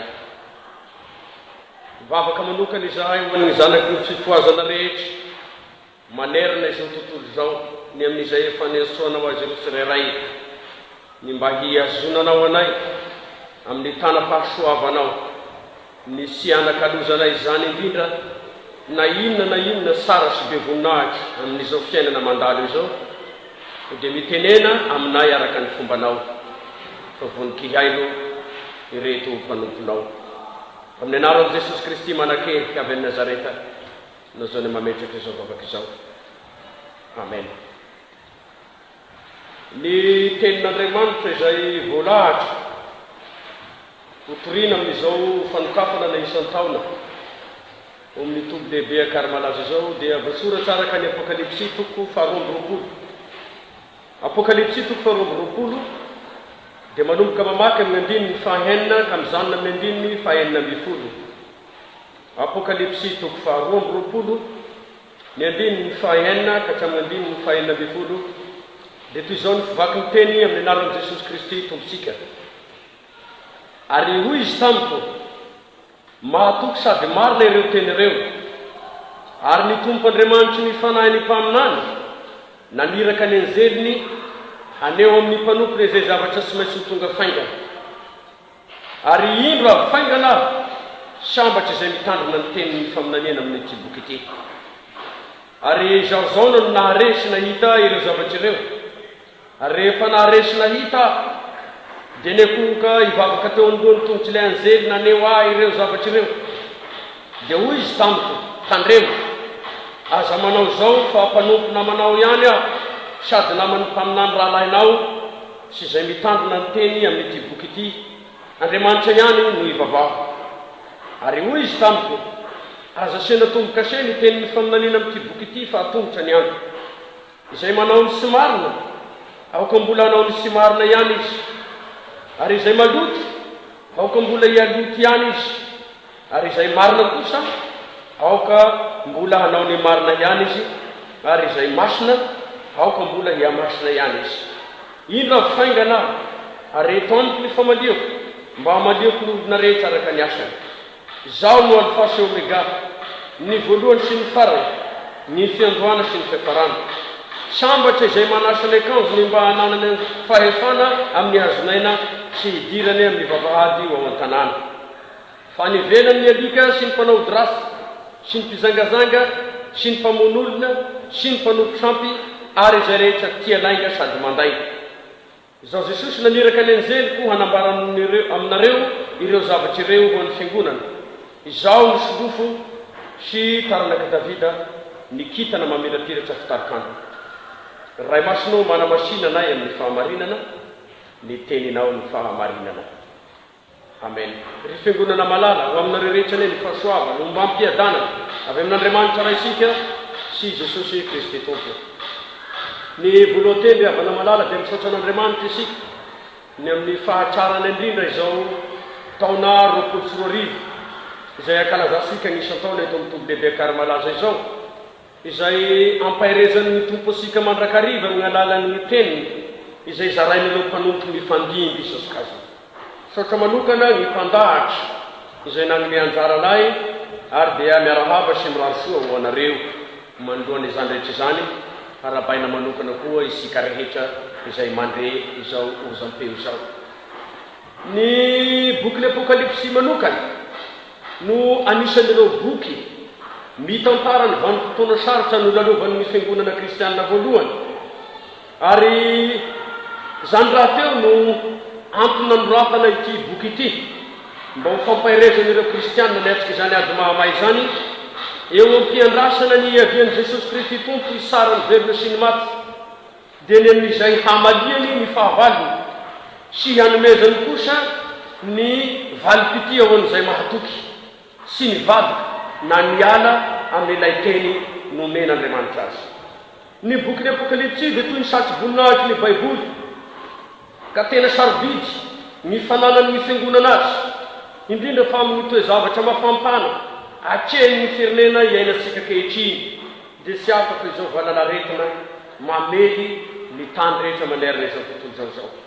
Efa reniny apôstôly tamin'i Jesosy mivantana fa ny zavatra hitranga amin'ny andro farany sy ireo tantara masina voalaza koa tany amin'ny testamenta taloha dia hisy andro mahory, ary nambaran'i Jesosy mivantana izany fa hoy izy aty amin'izao tontolo izao no efa nare fahoriana, nefa matokia izao efa naresy izao tontolo izao.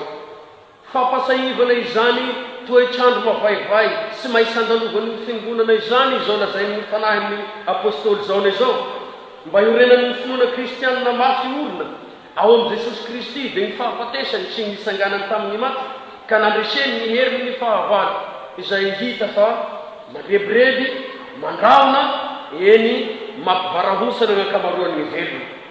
Maneo ady ifanandrianan'i Jesosy amin'ny Satana ny boky Apokalipsy, dia niady ny fanjakan'ny maizina sy ny mazava, ary ao anatin'izany boky izany no ahariharin'ny apôstôly vokatsy ny fanambarany ny fanahy masina taminy fa na inona taon'ny Satana, na inona pilama paika apetrany dia ny fandresen'ny Kristy sy ny olom-bofidiny no ahariharin'ity boky Apokalipsy ity, ary miverimberina isaky ny taratasy fito nisoratan'ny apôstôly izany hoe izay maharesy, sy voalaza ao izay resy fa izay maharesy no tanjo amin'ny ady atrehan'ny fanjakan'ny mazava sy ny fanjakan'ny maizina. Ny fitondram-panjakana misy tamin'ny nanoratany zany dia nataon'ny Satana fitaovana hampahory ny olom-bofidy, ka nitondraan'izy ireo faisana toy ny fanenjehana, ny famelana azy ireo virivorain'ny bibidia, ny fandefasana sestany, ary izany dia tsy afaka ny afara koa tamin'ny fanapandoa na ny fahafatesana. Ny fikendreny ireo amin'izany dia ny hampitolefika ny mpino, ny ivadiany amin'ny Kristy, ny sy hanarahany sony ny sitrapon'Andriamanitra marina. Mihoatra lavitra noho izany rehetra izany teo anatrehan'ny reto apôstôly sy ny kristianina voalohany, fa lehibe mihoatra noho ny fahoriana ny fanantenana tao anatin'izy ireo, ka na inona nitranga tamin'ny fiainana. Dia izay nolazain'ny fanahy masina hoan'ny fiangonana no zava-dehibe tao anatin'ny finoan'izy ireo, ka sy natahorin'izy ireo masomena sy natahorina fandrahona, satria fantany fa ao amin'i Jesosy irery ihany no tompo sy falalahidin'ny fiainana, ka izay vohany ny voha ary izay hidiany ny hidy. Izy no tompo teny farany, ary izany nolazainy hoe alfa sy omega. Izy no manomboka, dia izy koa no mbola hamarana ny tantara fa sy Satana novelinoviana na dia manana ny fikendreny amin'ny olombelona rehetra eto amin'ity zao tontolo zao ty azy izy. Lazay no maro ny fanakatonana ny fiangonana olo izao tranga zavatra misy ny firenena izao, sy ai olombelona tao mampikatona ny fiangonana. Fefa nilazain'i Jesosy tamin'ireo apôstôly fahiny izany fa na dia ny vavahady ny fiaina sy hita aza sy haresy azy, ambaran'izany fa sy resiny ny fahafatesana ny fanjakan'Andriamanitra na olon'i Kristy, dia sy afaka fanjakam-piainana sy fiadanana amin'izay anolorany ny fiainany hoany mpanota rehetra. Ny trany anina azy n'olombelona akatona fa ny fon'olona nandrain'i Jesosy kosa dia mivoa midanadana amin'izay nanondratan'Andriamanitra ny anarany ao anatin'ny boky ny fiainana. Ary izany no fikendren'Andriamanitra koa amin'izao isan-keritaona izao, dia izay anambarana fa izay olona mahasahy mizoro mitandrina ny teny izay nomen'Andriamanitra azy, dia sy ho fafana ny agnarany ao amin'ny boky ny fiainana. Sarobidy izany fampanantenana omen'Andriamanitra izany satria ilay Andriamanitra sy mahay mandainga no miteny. Ilay Andriamanitra tompo sy nanatanteraka izany famonjena izany no manao fanambarana mezinezina fa ny olona rehetra izay mino ny Kristy sy nandray famonjena nataony dia azo antoka ny fiainana mandrakizay. Nefa na dia izany nefa dia sedra mahavaivay mahazo ny fiangonana koa izao tranga mahazo ny firenena izao.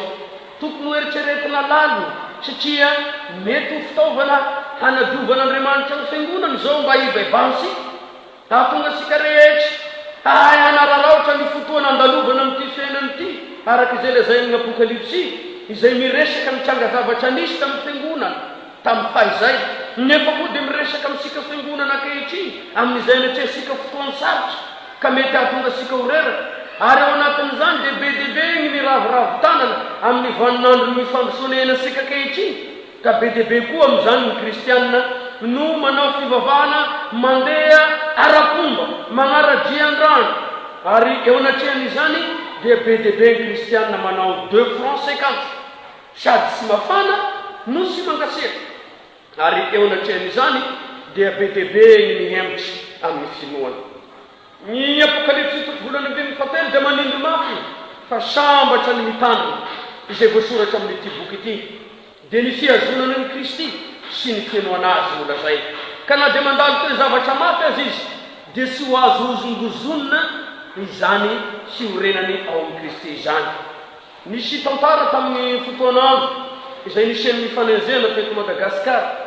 Nisy kristianana fanafo izay anisan'ny voatery sy maintsy mamonjy aina tamin'ny fanezena nataon'ireo fahavalo. Ary ao anatin'izany satria basy mahery vaika no entin'ireo mitady hamono azy iraky ny fanjakana hamono izay mbola nivavaka tamin'i Jesosy tamin'ny fotoan'androny dia voatery sy maintsy nandositra ireto mpanompon'Andriamanitra anankiroa reto. Ny anankiray dia voatifitra teny an-dalana ka maty fa ny anankiray dia mbola afaka nandositra ny azakazaka nezeny reto fahavalo anankiroa reto. Na rehefa tamin'ny farany dia reraka izy sy afaka handositra isony izy fa dia voatery sy maintsy hiafina ao anatina toerana izay eritrereto ny fahavonjony aina. Koa rehefa niditra tamina kiritrala kely anankiray izy dia nahita lavabato kely izay ahafahany misofoka tao. Ary rehefa tonga teo ireo mpaneza dia nieritreritra tamin'izay fotoan'izay fa mety ho atao anatin'ity lavabato ity tokoa ilay olona nezeny farany teo. Kanjo rehefa nijery ilay lavabato izy dia indro misy faroratra na ireny tranokala ireny hitany manantona ny vavan'ilay lavaka. Ary dia hoy ny anankiray hoe sy ato izy fa lasa nandeha any aloha fa raha tato izy dia tokony rovotra io tranokala na io faroratra eo andavakin'io lavabato io fa aza mandany fotoana ndao sika mandeha. Ireo vetivety lasa dia ilay rangahy tao anatin'ilay lavaka nasiaro ny fitiavan'Andriamanitra sy ny famonjena mahagaga dia nisento hoe saotrarao ao Jesosy fa na inona fikendren'ny fahavalo na inona fomba ataon'izao tontolo izao hanapotera izay rehetra tian'Andriamanitra ho tanterahina amin'ny olo voafidiny dia sy misy haharombaka izay ao am-pelatanana. Ary izao na tonga n'ity faroratra ity raha voatafiditra tao anaty lavaka le rangahy dia tapaka le rasakazo avy any ambony nisy an'ity tranokala ity ka ny anjera ary dia nanapona an'ilay vavalavaka. Ary dia izay no nahavitra azy. Izay no namozen'Andriamanitra ny tenany mba ho lahafahany indray manohy ny fitoriana filazantsara eo am-piandrasana ny fiavian'ny tompo. Ambaran'ny soratra masina amin'ity boky ny Apokalipsy ity fa ho avainana izy ary ao anatin'izany fahatongavana izany ny olona mahatoky izay mbola sy nivadika na nivavaka amina zavatra hafa tahaka izay ampitandreminy amin'ny andininy fahaefatra fa sy azo atao nivavaka amin'ny anjely tahaka izay andrarany ny bokyny Exodus koa amin'ny sariny zavatra voasikotra maro samihafa. Andriamanitra ny ihany ny vavaha. Ary raha Andriamanitra no tongoina amin'ity Apokalipsy ity dia manondro ny Kristy ilay Andriamanitra mandresy ka amin'izay ananany ondona ny Kristy no ananany ny fandresena koa fa sy misekinana amin'ny zavatra eto amin'ity fiainana mandalo ity.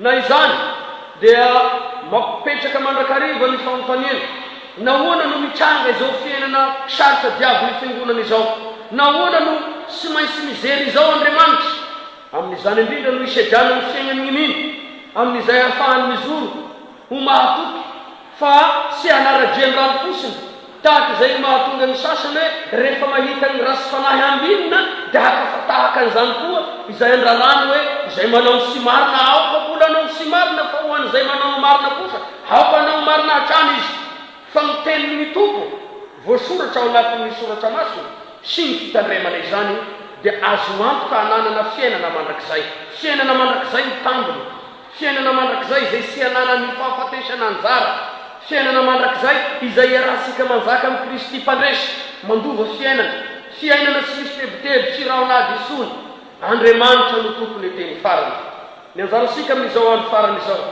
dia ny mibebaka mba hanadiovany ny tompo asika amin'ny rany io no lalatokany ataon'Andriamanitra azahoasika mahazo famonjena io no azahoan'Andriamanitra mitondra asika handova izany fiainana feno fiadanana sy paradisy izany araka izay lazainy hoe sambatra ny olona izay manasa ny akanjony mba hananany fahefana amin'ny azonaina sy hidirany amin'ny vavahady ao an-tanàna ny fahatongavan'i Jesosy amin'ny andro farany sy izay andraisany olona tsirairay azy amin'ny finoana dia famerenana asika indray amin'ilay programa paradisa no magn'Andriamanitra ao ny zanak'olombelona hatramin'ny nahariana n'izao tontolo izao fa izay sy voaomana kosa dia ho any ivelany izy izay lazay ny soratra masina hoe any ivelany nalika ny mpanao drasy ny mpizangazanga inona moa izany sy hafa fa ny fiainana mampifangaro ny masina sy ny vetaveta no atao hoe alika sy mahay manaza ny masina ny mpanao drasy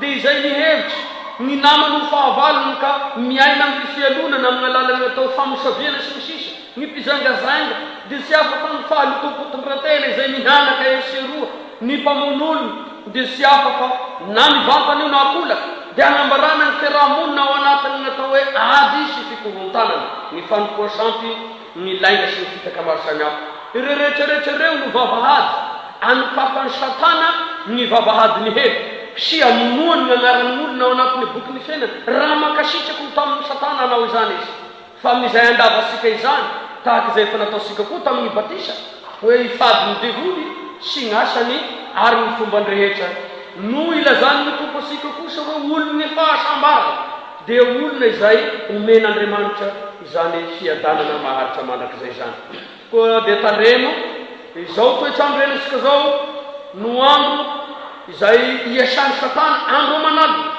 ary sy matory andro sy matory alina izy eo mpanatanterahana ny fikasany rasiny ny perikopa dia milaza fa sy mora ny agnarahana sy iainana ny fanarahana ny Kristy fa sy maintsy mahafoy aina isika araka izay efa nilazainy tamin'ny mpianatra fa izay nagnireny malala sika dia milaza izany sy azo mikamo sy malaina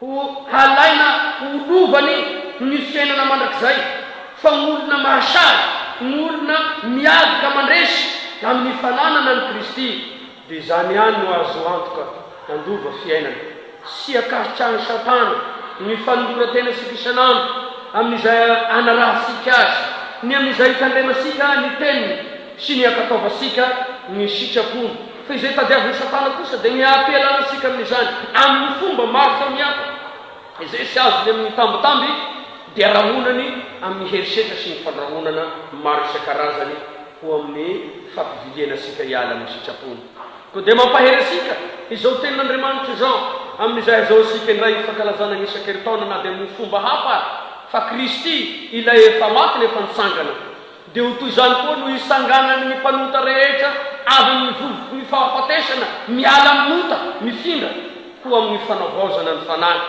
toe-panahy vaovao araka ny sitrapon'Andriamanitra no kendrena amin'izany dia noho ny nataon'ilay zanak'ondry izay nahafoy gn'ainy ka ny rano lasaka tao Golgota fa izay io no anadovany asika io no anafahany asika ho olony mba handova fiainana mandrakizay amin'izay hitoeran'Andriamanitra ho fiandomana sy hipetrahan'Andriamanitra ho fiafarana ka ny fiainan'ny mino dia manomboka ao amin'ny Kristy miafarana ao amin'ny Kristy dia mahereza ny tompony hanomesika mandrakariva ny hery ny faherezana ka ahafahasika mifahatra sara amin'ny fanoleny devoly indrindra fa mifitaka maro samihafa izay tadiavina Satana hamonoana ny agnarasika ao anatin'ny boky ny fiainana izay efa nilazainy aza mifaly noho ny zavatra maro misy eto amin'ity fiainana ity fa mifalia satria voasoratra ao an-danitra ny agnaranareo koa dia tany mafy izay efa nanananao mba sy hisihaka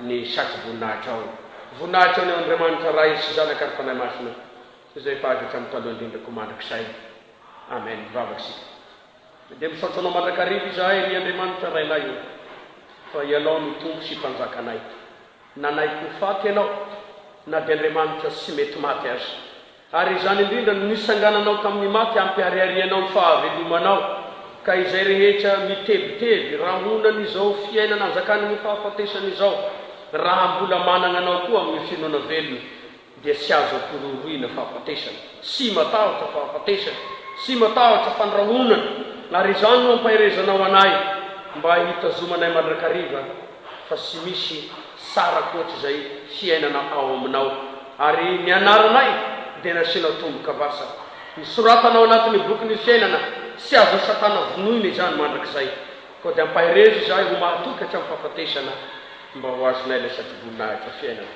dia nao fanjakana sy ny hery ary ny voninahitra mandrakizay misaotra Jesosy amen.